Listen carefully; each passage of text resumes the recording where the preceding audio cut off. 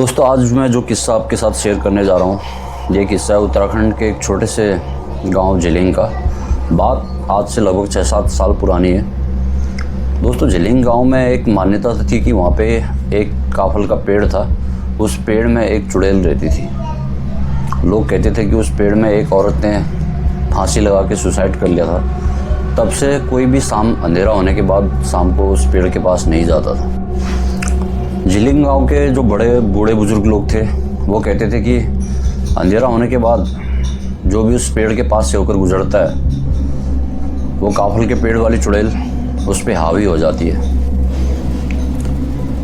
तो एक बार ऐसे ही सर्दियों के टाइम पे, शाम के टाइम पे सारे गांव के लड़के एक जगह पे इकट्ठा हो जाते थे और आग वाग जलाते थे।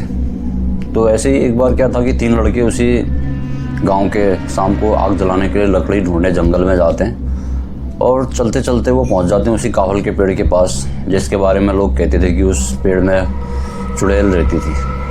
तो उनमें से एक लड़का बोलता है, अरे ये तो वही वाला काफल का पेड़ है ना जिसमें चुड़ैल रहती है। दूसरा लड़का बोलता है, अरे यार चुड़ैल वुड़ैल कुछ नहीं होती, ये तो गाँव के जो बुढ़े बाढ़े लोग हैं उन्होंने ऐसे ही वहम फैलाया बच्चों को डराने के लिए।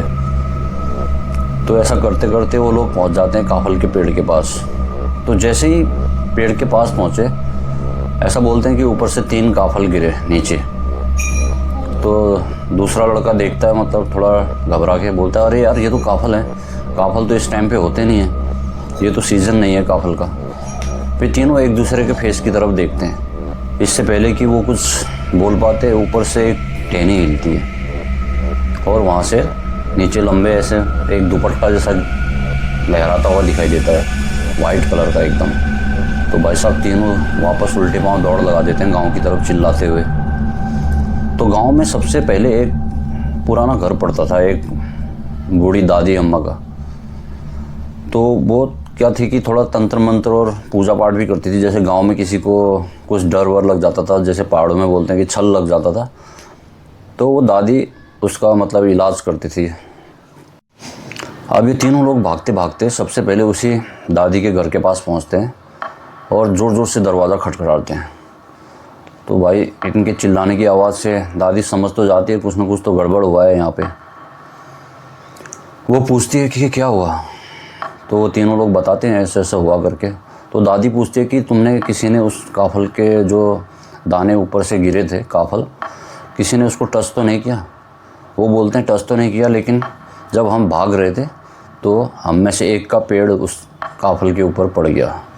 भाई साहब ये सुन के दादी एकदम सोच में पड़ जाती है, बोलती है, बेटा ये तो बहुत गड़बड़ हो गई, अभी तुम लोग एक काम करो। वो दादी विभूत लगा देती है तीनों को, मतलब ऐसे मंत्र मंत्र पढ़ के थोड़ा सा विभूत लगा देती है। वो बोलती है कि अभी घर चले जाओ और रात में बाहर मत निकलना।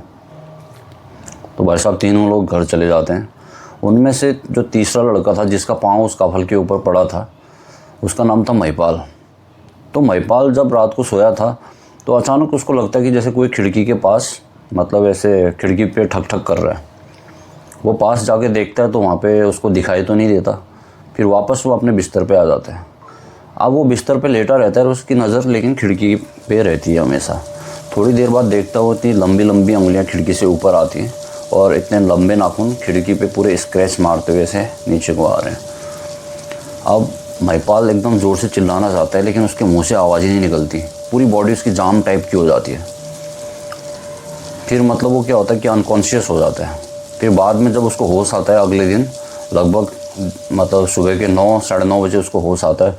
फिर वो जाता है, सब लोगों को बताता है कि ऐसे ऐसा हुआ मेरे साथ। तो फिर सब लोग बोलते हैं कि भाई इसका आगे का जो सॉल्यूशन है वो तो वही दादी बताएंगी कि आप क्या करना है आगे। तो सब लोग जाते हैं दादी के पास। तो दादी एक ताबीज़ बना के देती है महिपाल को और बोलती है कि बेटा इसको हमेशा गले में लगाए रहना, इसको किसी भी हालत में उतारना नहीं है। उसके बाद महिपाल पूछता है दादी से, क्योंकि महिपाल को पहले चुड़ैल उड़ैल भूत प्रेत में बिल्कुल विश्वास नहीं था, अभी भी वो मतलब इतना कन्फ्यूज़न में था। तो दादी से पूछता है कि दादी ये सब है क्या आखिर, वो क्या था जो हमने देखा था वहाँ पे ऐसे, और जो मेरी खिड़की के पास ऐसे मेरे को किसी के हाथ और नाखून ऐसे दिखाई दे रहे थे, सपने जैसा लग रहा था, लेकिन ऐसा लग रहा था कि हकीकत में हो रहा है ऐसा। तो दादी बताती है कि बेटा वो जो बोलते हैं ना गांव के लोग कि वहाँ पे जो चुड़ैल रहती है उसने वहाँ पे सुसाइड किया था।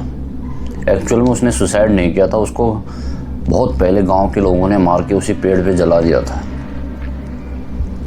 तब महिपाल एकदम शौक में आ जाता है, बोलता है कि हमको तो ऐसा बोलते थे कि वहाँ पे किसी ने सुसाइड किया था, लेकिन वो दादी बताती है कि आज से करीब 20-25 साल पहले एक बार एक औरत अपने 2 बच्चों के साथ उसी जंगल में काफल लेने गई थी।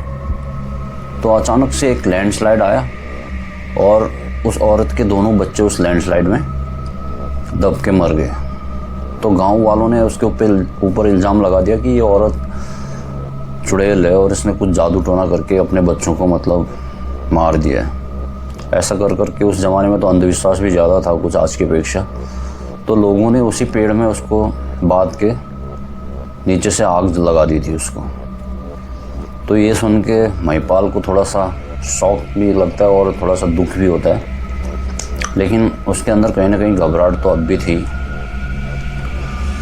तो उसके बाद दादी उसको ताबीज़ देती है और बोलती है कि ये ताबीज़ तुमको पहने रहना है, कभी इसको खोलना नहीं है। तो कुछ दिन तक ये मामला एकदम थोड़ा सा शांत जैसा हो जाता है। मतलब महिपाल को रात में अच्छी नींद आती है, वो सपने आना भी बंद हो गया था उसको।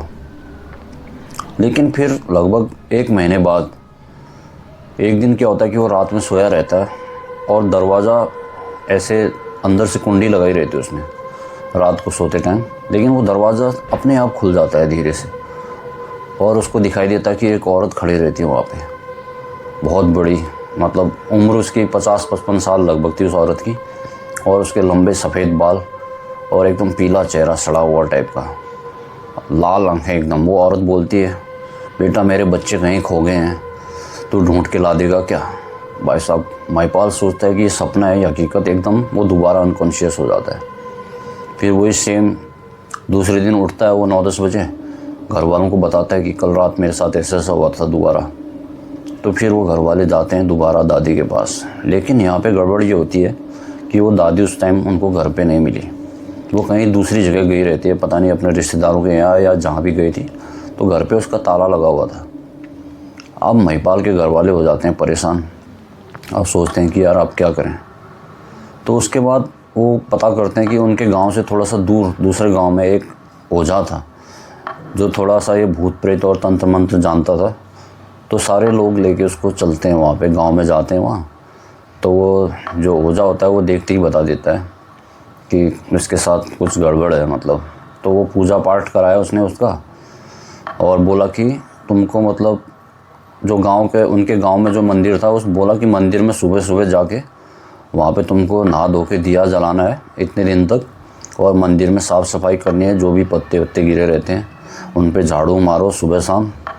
तो दोस्तों बोलते हैं कि लगभग 3-4 महीने तक महिपाल ने वही शेड्यूल फॉलो किया, उसके बाद जाके वो ठीक हो पाया। आज भी महिपाल जब उस बारे में बताता है तो बोलते हुए उसके गूज़बम्प खड़े हो जाते हैं। तो कैसी लगी आपको ये कहानी? अगर पसंद आई तो लाइक करें और मेरे चैनल को सब्सक्राइब करें। ऐसी ही नई कहानी मैं अगली बार आपके लिए लेके आऊँगा। तब तक देखते रहिए भाई यात्रा।